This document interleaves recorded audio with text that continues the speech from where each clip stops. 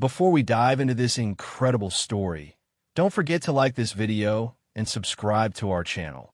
It helps us keep bringing you powerful stories like this one. Rachel sat in the corner booth of Miller's Diner, the hum of the neon sign outside flickering against the rain-slicked windows. It was nearly midnight, and the place was nearly empty, save for the faint hiss of the coffee machine and the low crackle of an old jukebox that hadn't been updated since the 80s. She wasn't supposed to be here, at least not like this. She was 24, exhausted from juggling a dead-end job at a department store and the endless chorus of voices telling her she wasn't good enough. Professors, classmates, even her own family had told her she was chasing an impossible dream. But Rachel didn't want ordinary. She wanted to be a writer. The problem? Words had stopped coming. Her notebook sat open in front of her now, the pages mocking her with their blankness. Then the door opened. A man walked in, soaked from the storm, a threadbare coat clinging to his frame. He looked like he didn't belong in a small-town diner at midnight. There was something in his eyes, though, something sharp, restless, like he'd seen more of the world than most people could imagine. Rachel noticed him glance at her notebook before sliding into the booth across from hers. He didn't order food, just asked for hot tea. The waitress, used to strange faces, didn't linger.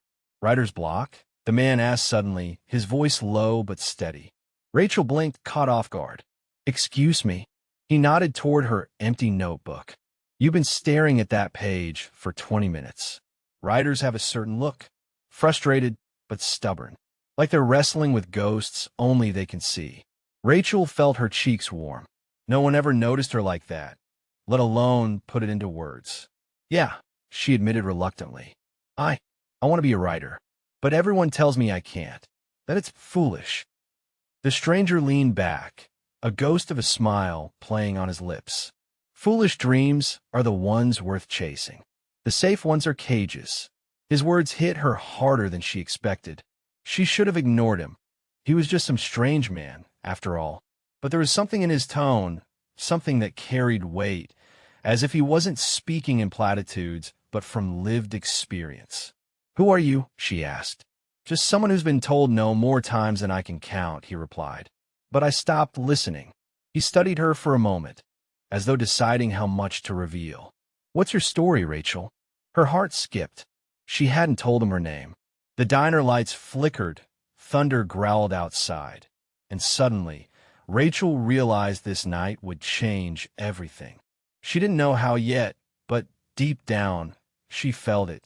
This wasn't just a conversation. This was the beginning of something she'd never forget.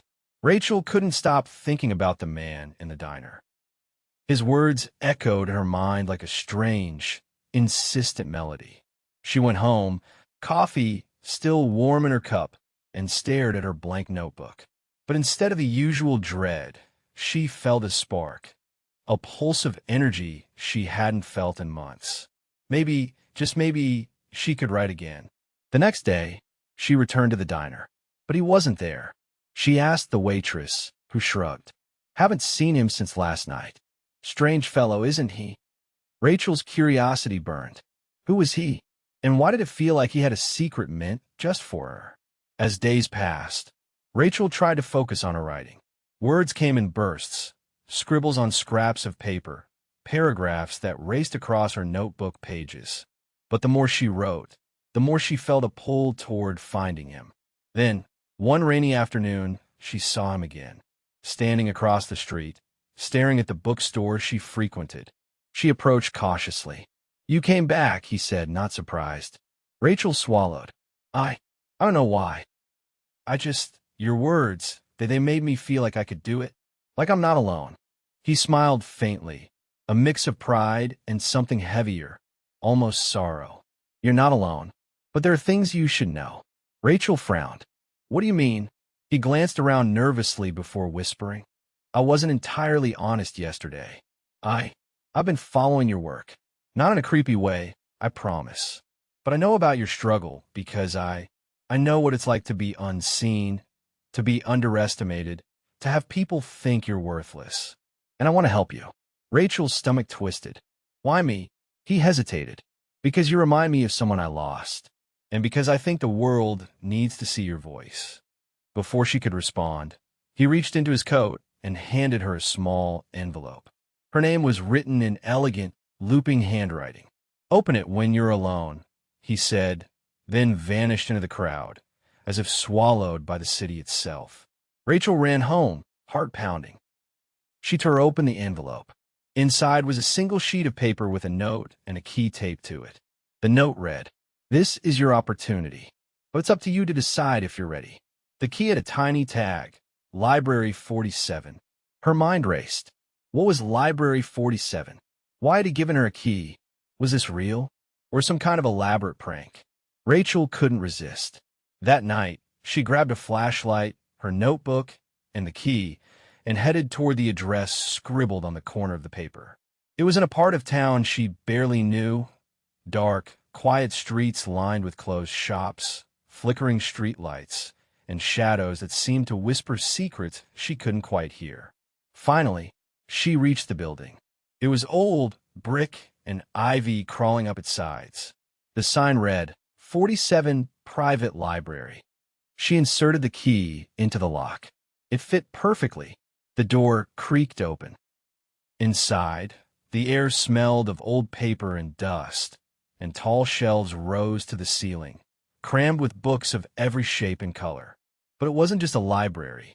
There were artifacts, globes that seemed to glow faintly, maps of cities she'd never heard of, and journals that seemed alive. A voice echoed from the far end. "I see you found it." The stranger stepped from the shadows. His eyes sparkled with an intensity that made her chest tighten. "Welcome to Library 47. Not everyone is allowed in here. Only those who are meant to discover something extraordinary about themselves." Rachel stepped forward, trembling. "What is this place?" "It's a place of possibilities," he said. "And you, Rachel, are about to learn just how far your story can go." For the next hours, he guided her through the library, showing her manuscripts written by people no one had ever heard of, inventions that could have changed the world, and letters from dreamers who had fought against doubt and failure. Each one felt like a whisper, encouraging her, fueling her desire to create. "I'm giving you access to this library because I see potential," he said finally. "But there's a condition. You must create something that's true, something that will touch people's hearts. Not just stories that entertain, but stories that matter." Rachel nodded, overwhelmed. I can do that." "Good," he said. "But there's one more thing you should know. Not everyone who enters Library 47 leaves unchanged. Some are ready, others aren't." Rachel's pulse raced. She didn't know what he meant, but the words felt heavy. As she walked through the library aisles, brushing her fingers across spines of ancient books, she felt herself growing. Not just as a writer, but as a person. Hours later, when she emerged back into the rainy night, the city felt different. The lights seemed brighter, the sounds richer, and the air full of promise. She clutched her notebook. She had material now. She had life-changing inspiration. But the stranger, the library, the key, they remained a mystery. Rachel knew one thing for certain. Her life would never be the same. And she wasn't just going to write stories anymore. She was going to live them. Rachel could still feel the weight of Library 47 pressing gently on her mind, even as she navigated the familiar streets back to her apartment. The city was quiet, the hum of early morning cars and the occasional distant shout, the only sounds breaking the calm. Her notebook was clutched tightly against her chest, filled with words that poured like water from her soul. Every memory from the library, the towering shelves, the strange key, the whispers that seemed to come from nowhere, lingered in vivid detail. She had thought she understood the power of Library 47, but now, the feeling of its presence followed her like a shadow she could not shake. Her apartment was small, cozy, and filled with the warm morning light. Yet as she sat at her desk, poised to write, an unease prickled the back of her neck. Something was not right. The air seemed heavier, more charged, and the gentle hum of the heater sounded more like a pulse. She shook her head, trying to tell herself it was just nerves, just the adrenaline of the library lingering in her veins. But then, a soft knock at the door made her heart leap. Nobody ever visited her. She approached cautiously, the notebook in her trembling hands, and opened the door.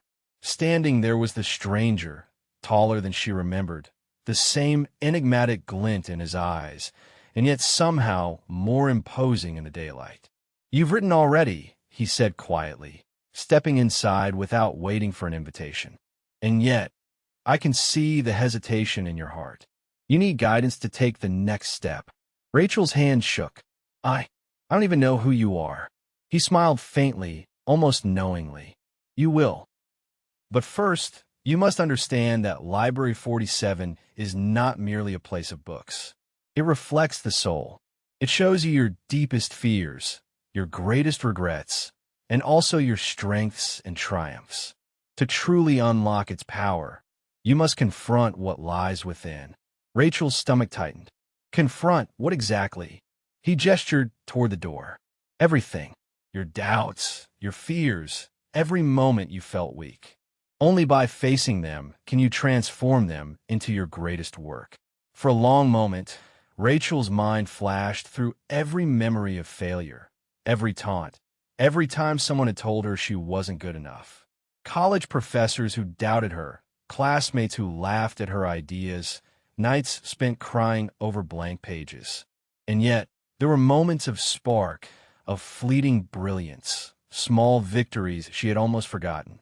She nodded, the steel of determination settling in her chest. "I'm ready," she whispered. The stranger extended his hand, guiding her back through the rain-soaked streets to Library 47. But when they arrived, the library had changed.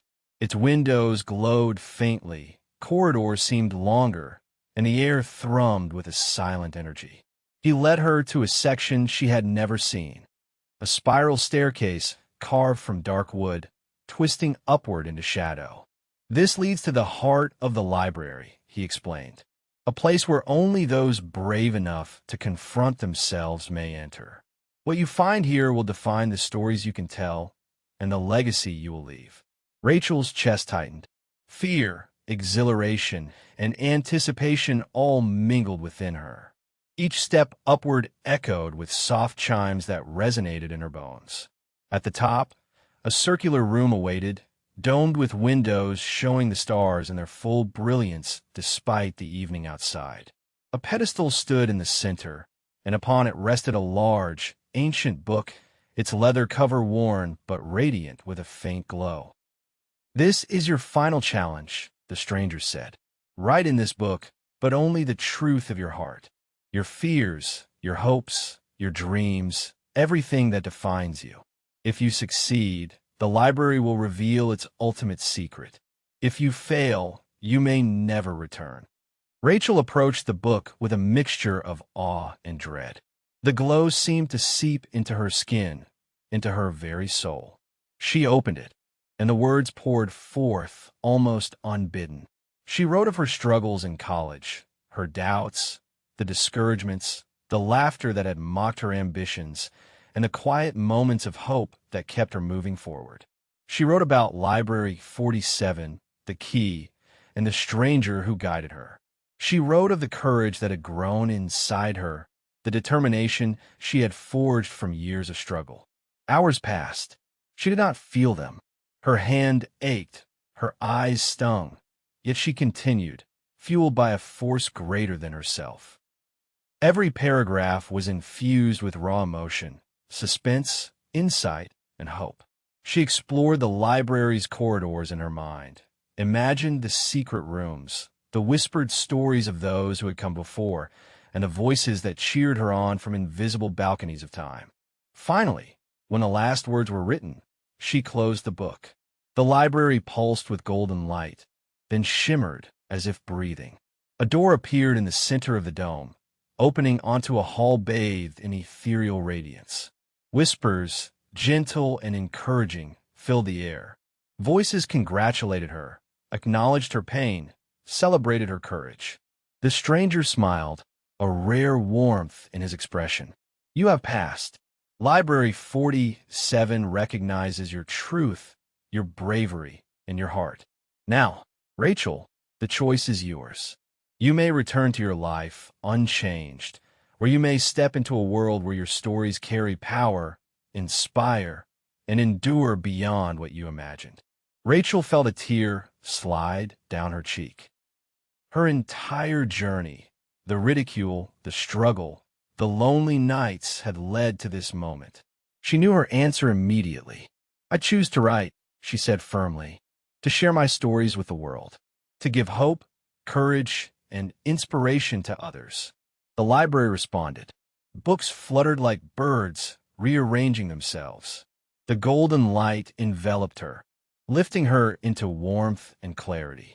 And then she was back in her apartment, her notebook in hand, but with a new understanding, a new energy coursing through her veins.